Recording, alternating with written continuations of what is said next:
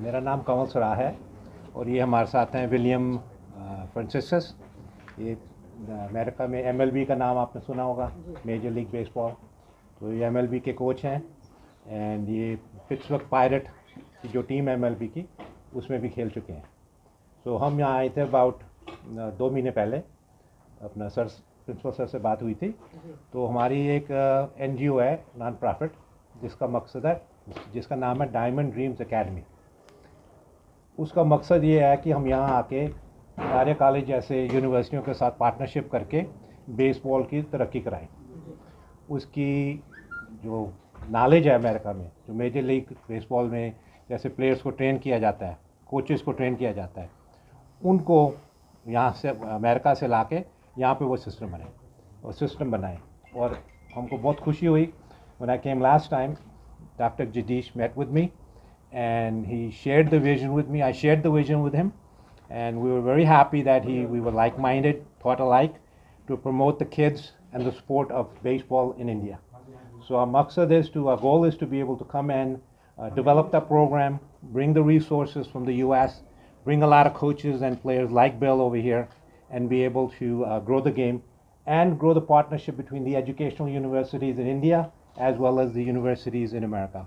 हमारा जी मकसद ये है, जैसे हरियाणा में ये पहला कॉलेज है, तो हमारी पहली शुरुआत इस कॉलेज के साथ और 2-3 कॉलेज अमेरिका का है जिसके साथ हम लिंक करेंगे। और भारत में और हरियाणा में ही इस कॉलेज के साथ हमने 10 डिस्ट्रिक्ट्स में जूनियर कॉलेजेस के साथ एसोसिएशन कर रहे हैं। तो जो हमारा मकसद है कि मेन एक होगा और बाकी जो 10 डिस्ट्रिक्ट्स हैं जहाँ पे कोचिंग हो रही है उनके साथ सबसे पहले हरियाणा में शुरू करें। It's a little expensive sport to a sports person. You're absolutely right. It is very expensive because it takes a lot of money. Going back to Hani Sharma's question, resources नहीं है यहाँ पे। क्यों नहीं बेसबॉल सक्सीड होती? क्योंकि यहाँ पे जो ग्लव्स होते हैं, मैंने देखा जो ग्लव में हिट करता ग्लव ही खुर जाता है। तो हमने वहाँ से जो ग्लव्स हैं, अमेरिकन ग्लव्स हैं, जो रोलिंग्स हैं डिफरेंट कंपनीज़ के, तो हमने अभी लास्ट वीक यहाँ पे ऑलमोस्ट आधा कंटेनर शिप किया अपना गुड्स का, जो हमारे यहाँ पे ट्रेनिंग में काम आएगा। और that's where we gonna So you choose an alternate of this? I'm sorry? Any alternate version of equipments? No, we're not, because baseball was developed and was born in America, right? So the traditional form of baseball is going to still stay the same way. So we're not going to change it. However, there's a difference in how it's played here.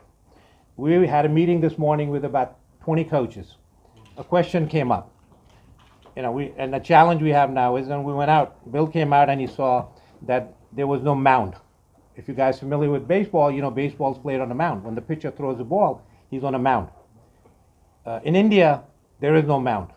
It's on a flat ground. So that's a big difference.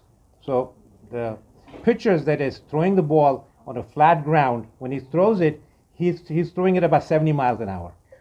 Same pitcher and the same guy in America, when he throws on a mound, the same ball goes about 100 miles an hour.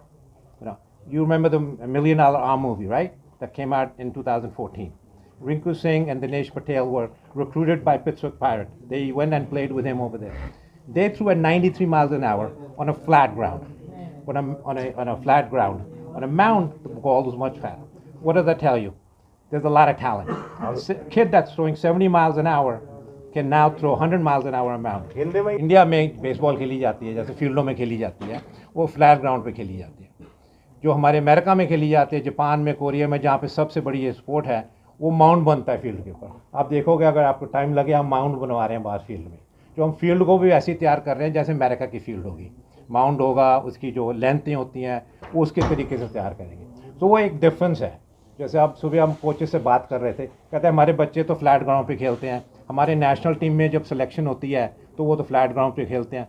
मैं कहूँ national team तो के रहते हो, तो अगर आप mount पे खेलोगे आप इंटरनेशनल लेवल तक जा सकते हो। तो हमारा मकसद है वो चेंजेस की जो आप बात कर रहे हो, वो चेंजेस हैं, पर हम उन चेंजेस को और लेके आएंगे ताकि इंटरनेशनल लेवल तक हमारे बच्चे जा सकें, ओलंपिक्स तक जा सकें, अगर प्रॉपरली उनको ट्रेन किया जाए।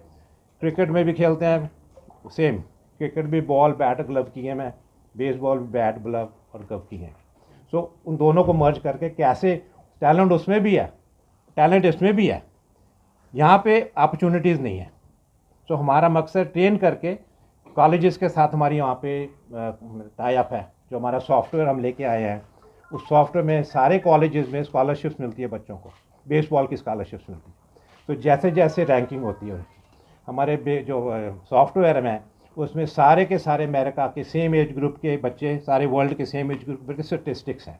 अब बच्चा ले लो जो 16 या 17 साल का बच्चा है, 5.5 या 6 फुट का टॉल है, उसकी वेट के हिसाब से उनको पता है कि अमेरिका में ये बच्चा, इसकी वो स्टेटिस्टिक्स है। अगर हम उसी के बेस पे हम अपने बच्चों को उस स्टेटिस्टिक्स से लेके आते हैं, तो वो कॉलेज के रिक्रूटर भी देखेंगे कि हमको इस बच्चा चाहिए। क्यों? आप वो पुराना ज़माना ख़त्म हो गया जब स्काउटिंग वो जाके शहरों में करते थे।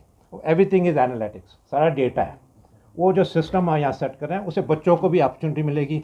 जैसे सिस्टम में आएंगे वो उनकी ऑटोमेटिकली उनकी रीच, जब आईटी शुरू हुआ था हैदराबाद से बच्चे जाते थे।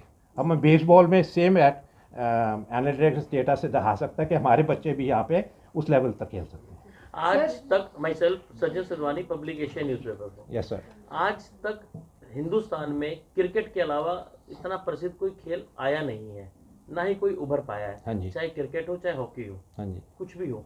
तो आप कैसे समझते हैं कि आप अपने आप को उभार पाएंगे और इन हर बच्चों में ये जागरूकता ला पाएंगे? Sir, I am a very positive guy. मेरे को सब अच्छाई दिखती है।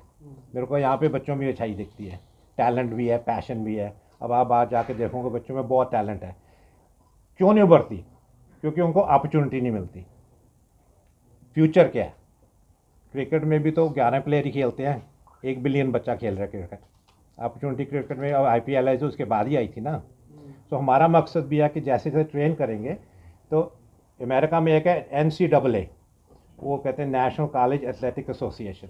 तो हमारा मकसद है जैसे जैसे हम अकेडमियाँ बनाएंगे, NCAA लेवल की टीमें खड़ी करके फिर उनके ऊपर फिर स्पॉन्सरशिप आ जाती है। सो अपॉर्चुनिटी भी आती है। अगर बच्चे खेलते भी हैं तो उनके उसमें लीग्स में भी खेल सकते हैं। अगर बाहर भी जा सकते हैं, वो भी अपॉर्चुनिटी आएगी। जैसे माँ बाप को पता लगे हमारे बच्चों को अपॉर्चुनिटी मिल रही है, तो क्यों नहीं खिलाएंगे। आपने हरियाणा का चुनाव इसलिए भी किया है कि स्पोर्ट्स हब बन गया है। वेरी स्मॉल स्टेट, लेकिन स्पोर्ट्स हब है, मेडलिस्ट हैं ओलंपिक में, कॉमनवेल्थ में, they are grabbing the medals all the time. हाँ जी, यू एब्सोल्युटली राइट। मैं जब पीछे साल पहले आया था, तो हम रोहतक यूनिवर्सिटी के जो स्पोर्ट्स डायरेक्टर हैं उनसे बात चल रही थी। तो मैं भी सरप्राइज़ हुआ था कि 60% जो मेडल्स ओलंपिक्स या इंटरनेशनल आते हैं वो हरियाणा से आते हैं। तो एक तो ये बड़ी बात थी।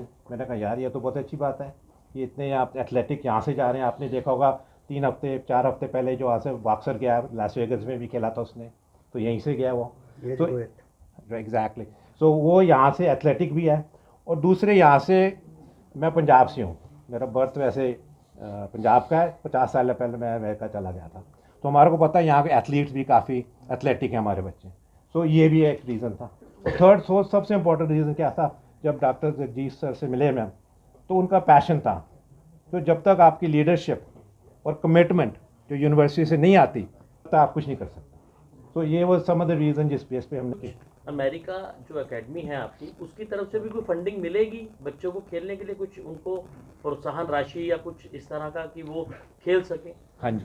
सो हमारा जो सेटअप हमने किया एज एन NGO सेटअप किया, और वहाँ पे जो सपोर्ट आ रही है, फाइनेंशियल के बगैर तो कुछ नहीं होता। Without finance commerce nothing happens. तो जो हमारा सिस्टम बना है वो यह है कि कोचेस से लेके, ट्रेनर से लेके, एम्पायर से लेके, प्लेयर्स तक वो फाइनेंशियली उनको बेनिफिट मिले जैसे ग्रो करेंगे वो।